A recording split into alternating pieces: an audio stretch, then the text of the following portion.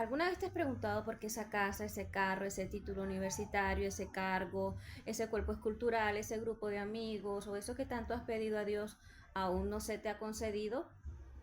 Bueno, mi mensaje de hoy te dará una idea al respecto. ¿Cómo te identificas tú cuando te preguntan, oye, ¿tú quién eres? ¿Cómo respondes a esa pregunta? ¿Tienes claro quién eres? ¿Tienes clara tu esencia? ¿Está definido en tu identidad, en tu carácter? ¿Conoces tus límites? ¿Conoces todo acerca de ti en cuanto a tu ser? ¿O simplemente dices que eres lo que haces? Dices, soy doctor, soy licenciado, licenciada, soy maestro, maestra, soy influencer o cualquier actividad que hagas. ¿Cuál es tu respuesta? Si eres padre o madre entenderás que una vez tenemos a nuestro hijo o hija en brazos, nos compete y nos complace concederles la herencia de nuestras propiedades, de nuestras adquisiciones, ¿sí? Pero también sabemos que depende mucho de la edad de este niño o de este hijo el hecho de que podamos entregarle dichas adquisiciones a las que ya tienen derecho por ser hijos. Porque no es lo mismo entregarle las llaves de un vehículo a un niño de 8 años que no comprende sobre señales de tránsito y no ha hecho el curso de conducción, a entregárselas a un adulto de 18 o 20 años o más que de pronto ya haya pasado por ese proceso. Algo similar vendría siendo con nosotros los hijos de Dios. En ese orden de ideas, entremos en materia. El versículo que vamos a trabajar el día de hoy es Génesis capítulo 1, versículo 26, el cual dice así. Entonces dijo Dios, hagamos al hombre a nuestra imagen, conforme a nuestra semejanza, y señoree los peces del mar, en las aves de los cielos, en las bestias, en toda la tierra y en todo animal que se arrastre sobre la tierra. Toda esta intencionalidad me deja ver a través de esta forma de operar de Dios uno de sus atributos principales, el cual es el amor. Si se fijan, el actuar de Dios para con esta situación es muy similar a la que tiene un padre y una madre, o en su defecto un padre o una madre, al esperar a su hijo o hija.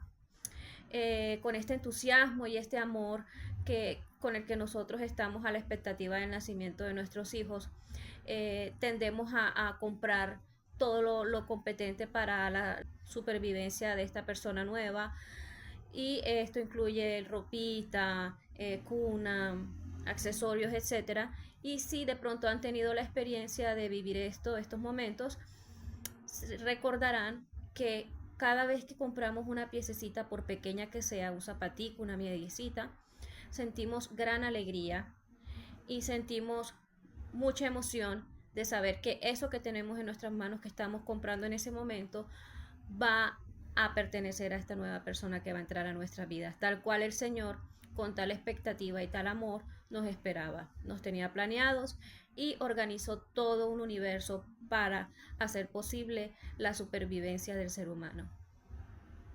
Continuamos con la frase dijo Dios, que también nos deja ver un atributo principal de nuestro Señor, el cual es la omnipotencia.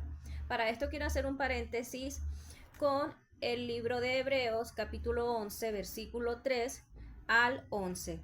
Por la fe entendemos haber sido constituido el universo por la palabra de Dios, de modo que lo que se ve fue hecho de lo que no se veía. De esta frase dijo Dios, se desprenden unos puntos muy importantes que quiero detallarles poco a poco. El primer punto que voy a detallarte es que Dios es todopoderoso y eso lo sabemos. Lo que pasa es que no solo es saberlo, sino creerlo y tener tal convicción de ello por quien es Dios, no por quien somos nosotros. Es decir, su omnipotencia no depende de la debilidad que nosotros tengamos ni en la fe, ni en la carne, ni en absolutamente nada. Él puede hacerlo todo, aunque nosotros creamos que no es posible. Entonces es importante saber que una cosa es la divinidad de Dios y otra cosa es como tú observas el mundo desde la limitación de tu humanidad. Entonces tratemos de romper esa estigmatización de Dios que tenemos, donde tendemos a verlo con ojos humanos o tendemos a humanizarlo, a creer que Él actúa como nosotros actuamos. Y no es así. Empecemos que Él es omnipotente. todo lo puede hacer, absolutamente todo. Aunque de pronto lo que esté pasando para ti sea como que no tiene remedio, para Él basta con solo decirlo y ya está. En estos versículos que he citado encuentro algo bien interesante, y es que a través de todo lo visible y creado y tangible podemos tener una idea de lo que es lo invisible, es decir, en algunas leyes que hoy día se manejan en este mundo podemos tener una idea de cómo se manejan las leyes en el mundo espiritual. Para ello traigo un ejemplo que es los artistas que se dedican a todo este tema de las pinturas, y tuvimos personajes como Botero, por ejemplo, cuyas obras eran referentes a personas robustas. Picasso, por ejemplo, se dedicaba más bien a todo lo que eran figuras geométricas, y Van Gogh lo caracterizaban obras cuyas pinturas tenían que ver más que todo con trazos libres. Entonces, no solo lo que estaba en sus pinturas nos llevaba a entender quién era su autor, sino que ellos, adicionalmente a ello, plasmaban su firma en sus obras para que quedara claro que esto era propiedad de ellos. Por lo tanto, algo similar encontramos en los seres humanos en el ADN. En un estudio reciente se encontró que en el genoma de ADN se halló un patrón numérico, el cual era 10565, y que se repite en el ADN, y que al llevarlo al tetragratón de las letras hebreas se encontró que traducían el nombre de Dios en hebreo, el cual es Yahweh, las letras YHWH. Entonces, bajo este orden de ideas, si el cuerpo tiene alrededor de 37 trillones de células y este patrón se repite constantemente, esto nos lleva a saber, comprender que en cada parte de nuestro ser está la firma de Dios. Entonces, bueno, esto por esta parte en cuanto a dijo Dios. Continuamos con la frase hagamos al hombre. En esta frase solo quiero traer a colación y hacer relevante la doctrina de la Trinidad, porque encontramos que la palabra hagamos se encuentra en plural, es decir, que esto respalda la doctrina de la Trinidad en cuanto a que Dios es un solo Dios en tres personas. Seguido de esto encontramos a nuestra imagen, lo cual tiene como sinónimo representación y viceversa. Seguimos con conforme a, y encontramos que conforme es sinónimo de en proporción, y concreta con la frase nuestra semejanza, y esto hace más relación, más referencia, perdón, a la semejanza que se encuentra en el trino mismo. Esto me está mostrando es los atributos que comparte Dios en su Trinidad. Dios hizo de nosotros una representación de aquello en lo que Él es semejante en sí mismo. Por eso se nos llama imagen y semejanza. Ahora bien, ¿qué fue eso en lo que Dios nos hizo imagen y semejanza de sí mismo? Eso es más relacionado con sus atributos y aquellos atributos morales, ¿sí? Los que pueden ser transferidos al ser humano, porque Dios tiene dos tipos de atributos, que son los comunicables y los no comunicables. Nosotros somos semejanza de Dios en cuanto a sus atributos comunicables. Los atributos de Dios no comunicables son los siguientes: omnipotencia, omnisciencia, omnipresencia, eternidad y autoexistencia.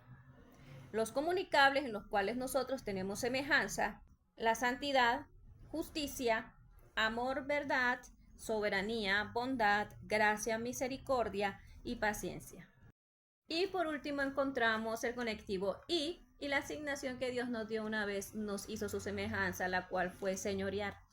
Y señoré, dijo el Señor, y señoré los peces del mar, en las aves de los cielos, en las bestias, en toda la tierra y en todo animal que se arrastre sobre la tierra.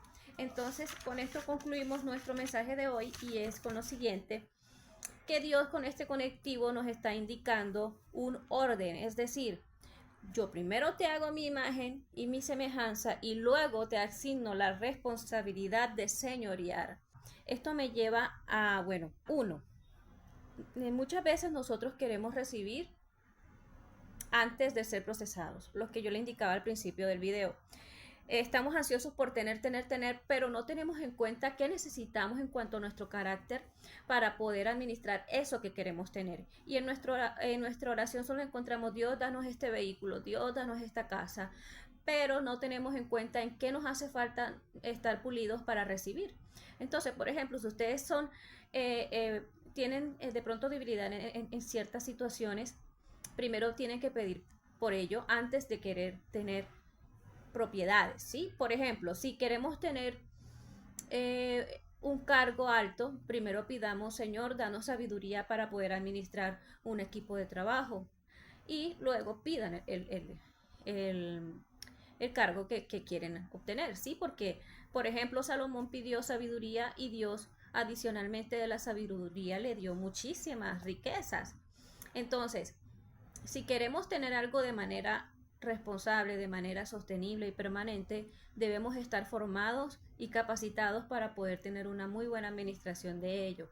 Entonces, eso por una parte. Por otra parte, también te invito a que no temas transferir tus conocimientos, que porque a mí me costó mucho dinero, a mí me costó muchas noches de estudio, es que yo, no sé, por mil cosas que te puedas tú cohibir o limitar de transferir información a otras personas, porque mira que Dios hizo de ti semejanza, te hizo primero de cierta forma y te dio carácter y luego te entregó responsabilidades. Entonces, si tú eres capaz de transferir cosas que puedan ser edificantes para otros, capaz eso en el futuro te pueda servir para de pronto delegar funciones en esa otra persona, o esa persona te puede ayudar en ciertas áreas de tu vida, o puede incluso ser consejero o ser un referente tuyo en los lugares donde esta persona se vaya.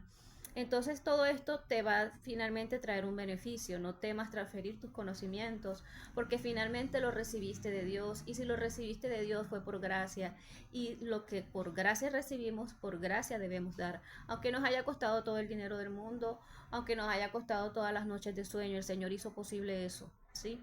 Entonces todo lo que damos finalmente en algún momento se devuelve a nuestro favor. Por último, y bueno, en esto quiero hacer un énfasis: señorear no es sinónimo de abuso. Esto va para ciertas culturas de que ser el soberano de una casa es abusar de esa casa, o ser el soberano de la naturaleza, de la tierra, es abusar de esa tierra, de esos animales, de esas plantas, y eso no es así. El Señor nos hizo partícipes de su atributo, el cual es la soberanía, ¿sí? Soberanía es igual a dominio y gobierno, es decir, el Señor nos hizo gobernadores, pero desde la naturaleza en la que lo hace, que es desde el amor y la justicia, no desde la corrupción de nuestra caída. Los recursos naturales tenemos que usarlos con responsabilidad, con amor y con temor de Dios.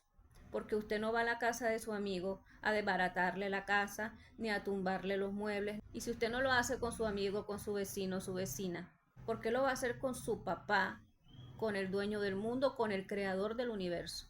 Hay que tener temor de Dios. Si no hay sabiduría para señorear, entonces no señoreemos y primero pidamos la sabiduría.